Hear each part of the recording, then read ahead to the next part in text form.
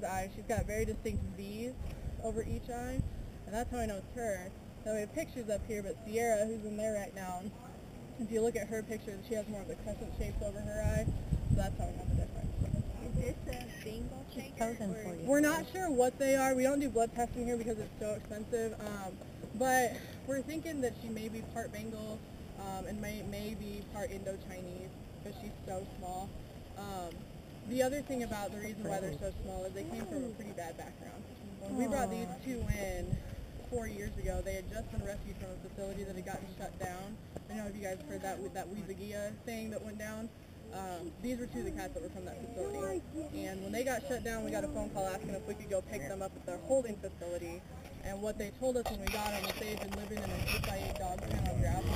Oh my God. With one dog house. So Were these the ones that I read your website that were afraid to walk out of their yes, pens? she wasn't as bad. Mariah, when we let her out just try dirt and grass for the first time, loved it. She was tasting everything she could because it was so new to her.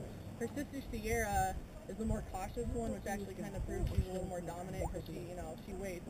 Let's Mariah go out and see if she gets killed in the big scary world before I check it out. But so Sierra, when she came outside, she walked down to the corner and just started pacing in a circle about the size of her old enclosure, and she wouldn't move from that spot for 3 days, so we finally went in with a roller cage, had to cut through the fences. She ran very happily into that roller cage, and we took her back up to the barn. So just a lot of space to an animal that's not used to it. Gets very nervous. They feel very vulnerable.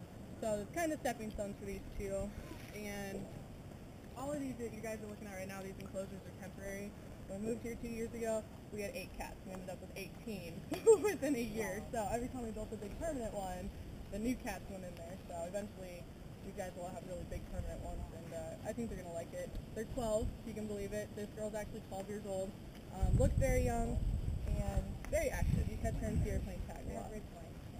In the wild, they're lucky to make it 5 to 10 years because of poaching. They have the ability to live over 20 years. Yep. So. How high do you want that? Good morning.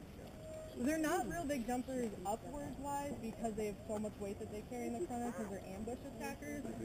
But they can jump forward very well. That's why they look so tall and they